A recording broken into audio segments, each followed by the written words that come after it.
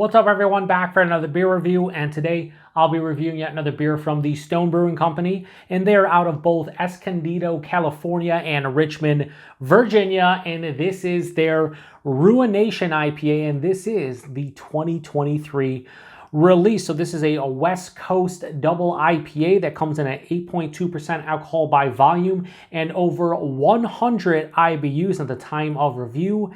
This can is approximately 3 weeks old. So Ruination is back in its original form, according to the brewery. So let's read the back of this one real quick. It says, a liquid poem to the glory of the hop. It says, throughout our history, we've built a fairly deserved reputation for being obsessed with massively hoppy IPAs.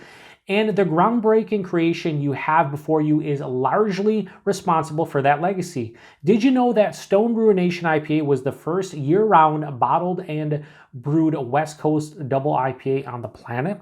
True story.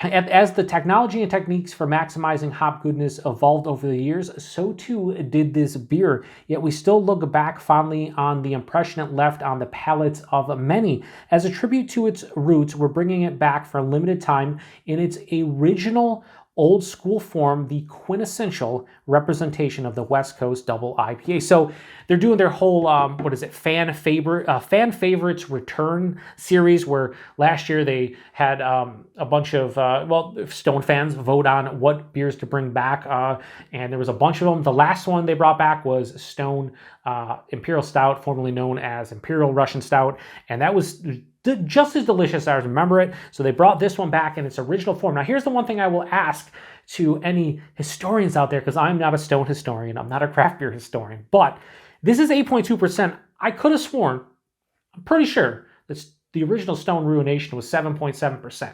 Now my memory might be failing me, but I remember it was 7.7 at some point. So if anybody out there wants to enlighten me if this is actually the old school recipe as they say, I would appreciate it. So anyway, let's crack it open and get it into the glass. This is the first release in 2023 of their fan favorites returns. They're going to come back with their Thunderstruck IPA. It's being renamed. That was an all Australian hop IPA. Then they're going to bring back their POG, the Notorious POG, Imperial version of it, which was basically a Berliner Weiss with passion fruit, guava, or orange and guava. Oh, I'm not too aggressive, but decently carbonated.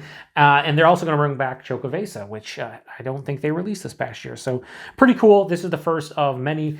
This one has Magnum, Chinook, and Centennial hops. Is that the old school hop combo? I wonder. I don't know. Anyway, yeah, that looks like a West Coast Double IPA. Pretty good clarity. Has that beautiful burnt orange West Coast look to it. Yeah. Beautiful looking beer. Has about a 3-finger of an off-white, almost lightly tan colored head. Some bigger bubbles at the top mixed in with smaller, tightly compact bubbles at the bottom. But yeah, if you're saying this is a West Coast Double IPA all day long, Stone Ruination, let's get those. Yeah. So I get a big, like, bready, almost caramel malt base to this one, sweeter. But then I'm hit with grapefruit and orange, a lot of citrus. There's a big resinous pine kind of kick the nose, like smelling like fresh hops. And another thing I'll say about this might be the freshest Stone beer I've had in a hot minute. The canned on date, I don't know when I'm going to post this review exactly, but let's just say I forget what today is, but this beer right now is approximately like 3 weeks old, just a little bit over 3 weeks old, because the canned on date is 12/27/22, and I'm in like mid-January. It's crazy how fresh this is compared to a lot of Stone beers here that show up, 6 weeks, 8 weeks, sometimes even 3 months old. So awesome to have fresh Ruination.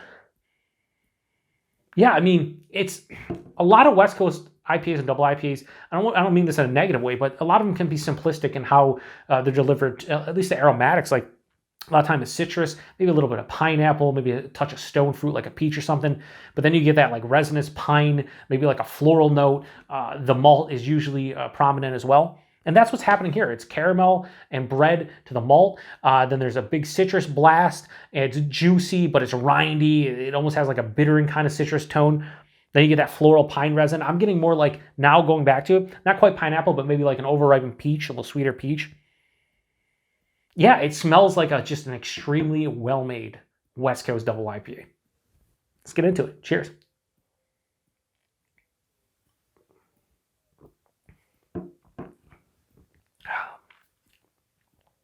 Just waiting for it.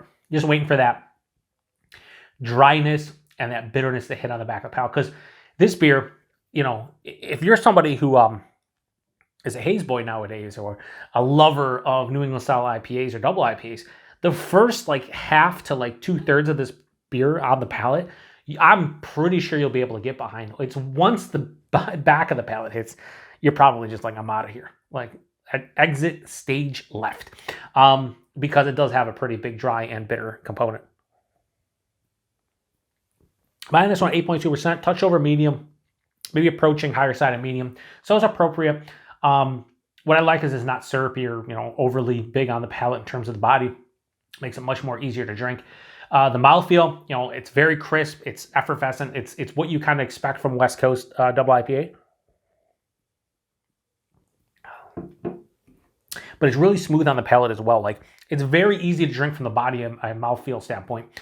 The taste, though, it's the nose carried over almost to a T up front. First thing I'm hit with is more bready than caramel kind of malt sensation, and that dives right underneath the palate, and it's omnipresent. It's always there, never steps in the way, bumps up all the hop character and all the, you know, different fruity and piney and floral notes you get. But there has to be some kind of malt base to kind of prop it. And you know, as you get all those other characters, you can still kind of taste that a little bit, but it doesn't step in the way.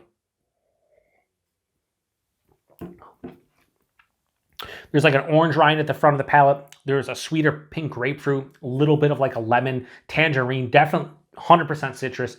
Passes through that peach I was getting. It's over ripened. And it's nice because it's like a sweeter peach, not quite candied, not like a peach gummy ring or anything crazy like that. Just like an over-ripened peach. Middle of the palate, 2/3 of the way through the palate, that's where, like I said, this beer starts to let it be known that it's a West Coast Double IPA, because instantly it goes from sweeter malt characters, sweeter fruity characters.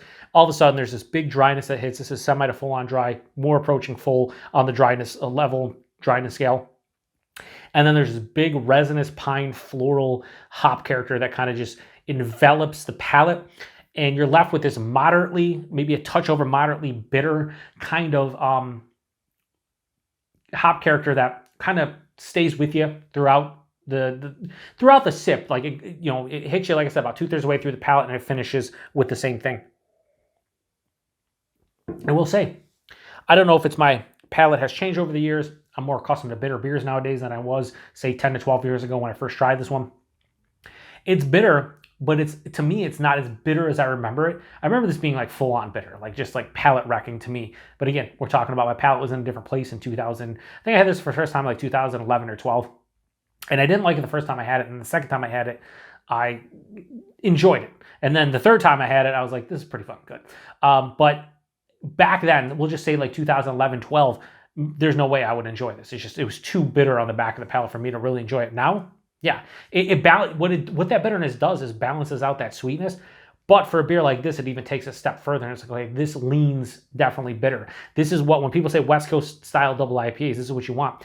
This candle specifically in this release isn't as bitter as I remember it. So, I don't know if I'm going to be alone in that kind of feeling and opinion, but maybe so. I will say, like I said, 8.2%. I mean, I know this is a double IPA, a little bit warming in the chest, but nothing astringent on the palate, so they hide the alcohol extremely well. I've had some comments on Lagunitas Colossal. Maximus Colossal, I believe, that was the name of it. And a lot of people said they remember the old recipe being more bitter and the newer one being more balanced and a little bit sweeter. I feel like maybe that might be the same for this, where like this isn't as bitter and maybe a little bit more balanced than yesteryear. But again, a lot of our palates have changed. So if you drank this beer a lot back 10 years ago, and now you come back to this maybe after drinking hazies or newer school hop forward beers, you might have the same opinion kind of like I do. I don't think this is as bitter and kind of palate wrecking as it was back in the day, but to each their own. This is where I love reviewing beers on YouTube and having folks comment. So if you've had this new release, this new re-release, or whatever you want to call it, do you remember it being bitter, more bitter in the past, or do you think it's the same as is? Because I think it's a little less bitter than I remember. Anyway, not much more to say about this. I'll pour the rest in. We're going to give it a rating. It's Ruination, and I'll tell you what, it's just hit me in the feels. When I really started enjoying this one, like I think it was like the 2013-14 range, I really like this a lot. I'd typically give it like a 4.25. So I'm thinking I'm enjoying this just as much, just in a slightly different way nowadays. So Ruination IPA, the 2023 release from Stone, all day, every day. I'm going to have to go with my 4.25. So 4.25 out of 5. I think this is a really, really good, like, it's funny because this was just part of their year-round lineup at some point, like the early to mid 2010s. Like, you just get Ruination everywhere. It's typically fresh. And which brings me to price point. I think I paid like $2 something for that can. I think 6-packs were like $13.99 for a 6-pack of an 8.2% West Coast Double IPA made well like this. I enjoy it. I know there's a lot of people out there, Stone sold their brewery. They kind of sold out, so to speak. But the stuff I've had over the last couple months, from their Imperial Stout, formerly known as Imperial Russian Stout, to this beer, to a couple others, I don't know. I'm still enjoying it. So hopefully they continue to still push out pretty good beers, because I'm enjoying this one. And availability, wherever you see Stone, I would imagine you'll see this, like I said, as part of their Fan Favorites Return series. And it's just one of those beers that if you've never had this one before, let's say you got into craft beer in the last 3 to 5 years and you never saw the OG release of this, grab it. Although, is it the OG release? 7.7, 8.2? Anybody out there that knows for sure if this is like the exact recipe, let me know, because I'd be curious. Anyway, huge thanks to everybody stopping by for another beer review here on the Beer Patrol. Really cool to be able to review beers like this, but also sprinkle in some new school stuff, and just, man, I'm having a blast. Hopefully you guys are as well. Till the next one. Cheers.